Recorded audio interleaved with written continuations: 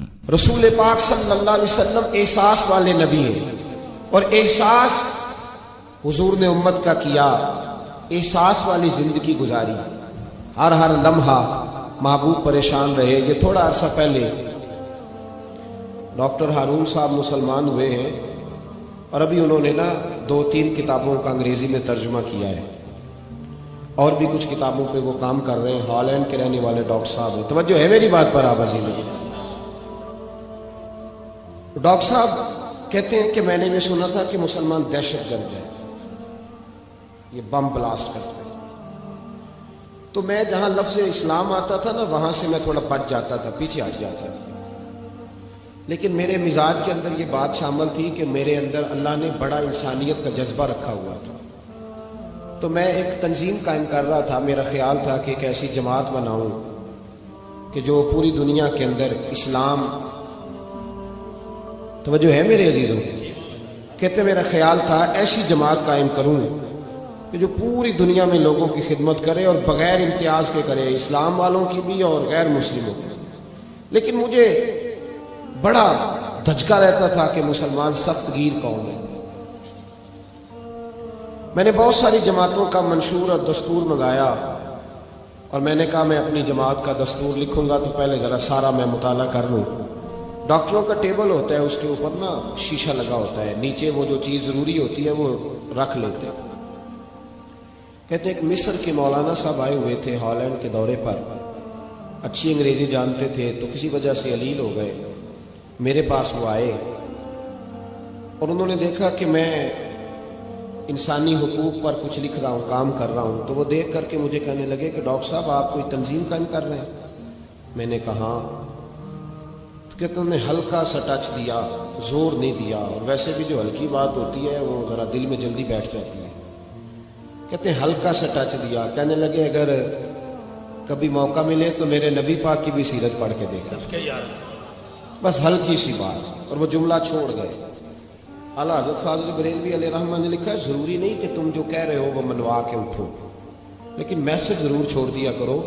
جب انسان کے ذہن میں بات ہوتی ہے یہاں سٹاک ہوتا ہے جب بات کا، تو جب وہ کام کرنے لگتا ہے تو ایک دفعہ وہ بات سامنے ضرور آتی ہے۔ کہہ دیا کرو۔ انہوں نے کہہ دیا اپنے ڈاکٹر صاحب ایک دفعہ حضور کی سیرت بھی پڑھ لی۔ کہتے ہیں میرے ذہن میں بات بیٹھ گئی، مصروف آدمی تھا، زیادہ تو نہیں میں مطالعہ کر سکتا تھا، لیکن میں نے ایک دن 10 منٹ گھر میں ملے تھے تو میں کمپیوٹر پہ بیٹھا، اور میں نے کہا کہ انگریزی میں جو کتابیں حضور سید عالم صلی اللہ علیہ وسلم کی سیرت کی ہیں ان کو ذرا دیکھتا ہوں۔ تو فرماتے ہیں کہ میں نے نیٹ پہ سرچ کیا، پہلی حدیث آئی اور میں کلمہ پڑھ کے مسلمان ہو گیا۔ حدیث کہاں ہے؟ سبل الہدی والرشاد میں بھی ہے، کنز المال میں بھی ہے، مسند احمد میں بھی ہے، ابن اسحاق میں بھی ہے، ابن اشام میں بھی ہے، اور شاید سیرت کی تمام کتابوں میں آپ کو روایت مل جائے۔ نبی پاک صلی اللہ تعالی علیہ وسلم کی حدیث اور روایت کرتے ہیں حضرت سلمان فارسی رضی اللہ تعالی عنہ، اور ساتھ ہیں سیدنا بلال حبشی رضی اللہ تعالی عنہ۔ فرماتے ہیں ہم گھر سے نکلے، حضور نے فرمایا ذرا جلدی چلو ایک ضروری کام ہے۔ فرماتے ہیں بڑی تیزی کے ساتھ آج روٹین سے ہٹ کر محبوب نے تیز تیز قدم مبارک اٹھائے، تیز تیز، اور فرماتے ہیں ایک گلی ہم نے کراس کی، دوسری گلی میں جو پہنچے تو پھٹے پرانے کپڑے، سادی سی بیوی، اور حالت بتاتی تھی کہ بیچاری کسی غریب گھر کی ہے۔ وہ سڑک پہ کھڑی تھی اور رو رہی تھی۔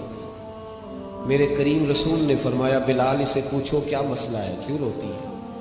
تو حضرت سلمان عرض کرتے ہیں میں نے کہا حضور میں پوچھ لیتا ہوں، آپ جائیے، کام بڑا ضروری ہے جو نکلے، میں معلومات کرتا ہوں۔ تو محبوب نے فرمایا نہیں، اس کے آنسو پوچھنے سے ضروری کوئی کام نہیں، پہلے اس کی داد رسی ہوگی، اسے پہلے پوچھا جائے گا۔ روتے نہیں رہتے لوگ گھروں میں، لوگ گزر نہیں جاتے چپ کر کے؟ کتنے لوگ تڑپتے، کون احساس کرتا؟ نبی پاک سید عالم صلی اللہ علیہ وسلم رکے اور اس خاتون سے پوچھا کیا بات ہے؟ اس نے کہا کہ بات کوئی بھی نہیں ہے، میرا ایک ہی موٹا سا مسئلہ ہے۔ کہا وہ کیا؟ کہنے لگی میں غریب ہوں، اور غریبی بذات خود بہت بڑا گناہ ہوتا ہے۔ لوگ بڑا جرم سمجھتے ہیں اس کو بذات خود. میں نے شروع میں کہا نا کہ مذہبی سٹیج کی بھی صدارت غریب آدمی نہیں کر سکتا, کیونکہ غریب جو ہوا جہد کول دتھی ہونی انہیں نیڑے بہنا ہے نا جی, جہد کول نہیں انہیں تو پیچھے جا کے بہنا اینڈ تے کول کہڑا دتھی ہے. اس سٹیج پہ بھی غریب آدمی کی صدارت نہیں ممکن ہو ہی نہیں سکتا.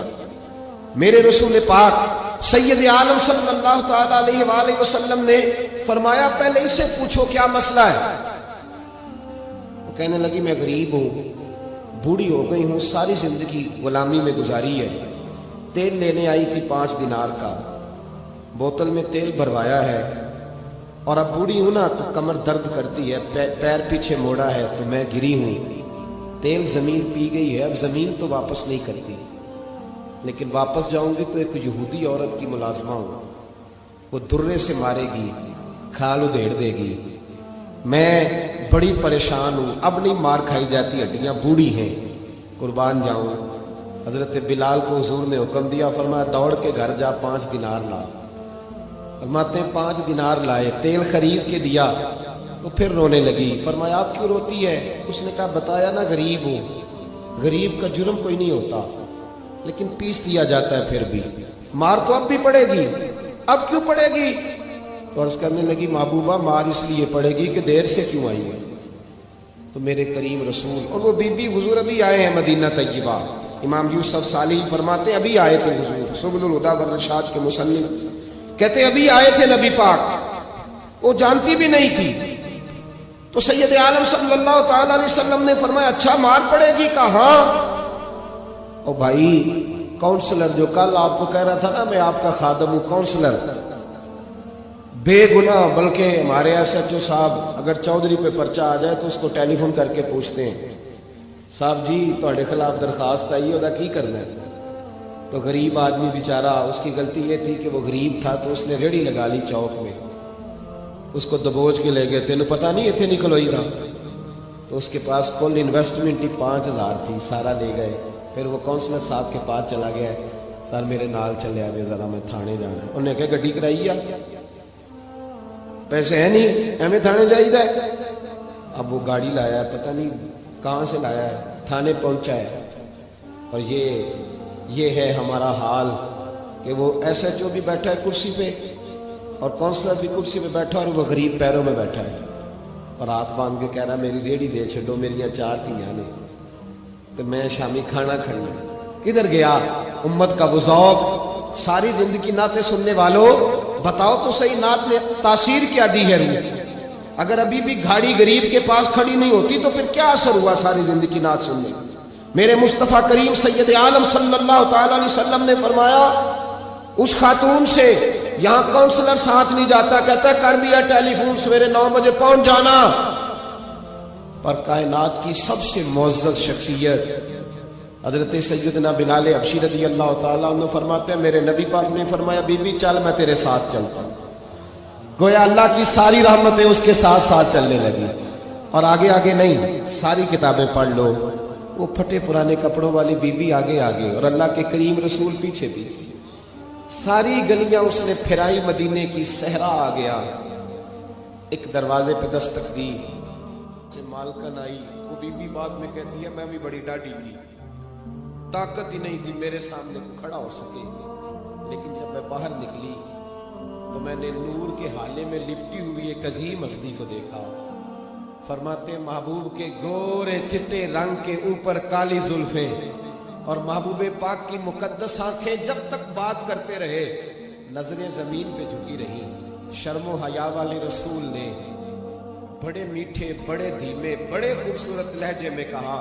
بریلی کے امام فرماتے ہیں نیچی نظروں کی شرم و حیا پہ درود. بڑے دھیمے لہجے میں فرمایا تیری نوکرانی ہے تیری. عورت کہتی ہے میں تو حضور کے جلووں میں محو ہو گئی کہ سادگی میں اتنا حسن میں نے دیکھا ہی نہیں, تیری نوکرانی ہے. کہا میرے محبوب نے فرمایا بیچاری کی غلطی کوئی نہیں, اسے مارنا نا, اس سے تیل گر گیا تھا, نیا خریدتے دیر ہو گئی, رو رہی تھی تو میں سفارش کرنے آیا ہوں. وہ خاتون کہتی ہے کسی کی نہیں مانی تھی, پر محبوب کے جملوں میں تاثیر اتنی تھی کک سواد نہیں مشری اندر, اسا کھنڈا می چکھ ڈٹھیاں, انہاں ساریاں شہواں نالوں گلاں سجن دیاں مٹھیاں. فرماتے ہیں نبی پاک صلی اللہ تعالی علیہ وآلہ وسلم نے فرمایا کچھ نہ کہنا. کہنے لگی نہیں کہتی، میرا وعدہ رہا، کچھ نہیں کہوں گی. اب میرے حبیب نے پھر نظر اٹھائی اور اس غریبنی کی طرف دیکھا اور فرمایا تو اگر کہے تو میں جاؤں، تو اگر کہے تو میں خود بھیک دے خود ہی کہے منگتے کا بھلا ہو، تو اگر کہے تو میں جاؤں. اس نے خراج پیش کیا تو چند آنسو گرائے. کہنے لگی محبوبہ جیسے بندہ نوازی. حضور نے رخ پھیرا. حضرت بلال کہتے ہیں میں پیچھے رہ گیا تو وہ دونوں بیویاں دوڑ کے میرے پاس آئی. کہنے لگی بتا تو صحیح ہے کون، یہ بتا تو صحیح کون تھے. تو حضرت بلال کہنے لگی تم نہیں جانتے. جناب بلال فرمانے لگے یہی تو ہیں جنہیں اللہ نے سچا رسول بنا کے بھیجا ہے. بیویاں دوڑ کے آئی. کہنے لگی محبوبہ دروازے تک آئے ہو تو خالی تو نہ لوٹاؤ، مہربانی فرماؤ ہمیں بھی کلمہ پڑھا دو. ڈاکٹر ہارون کہتے ہیں وہ بیویاں وہاں کلمہ پڑھ رہی تھی اور میں حدیث پڑھ کے کلمہ پڑھ رہا تھا.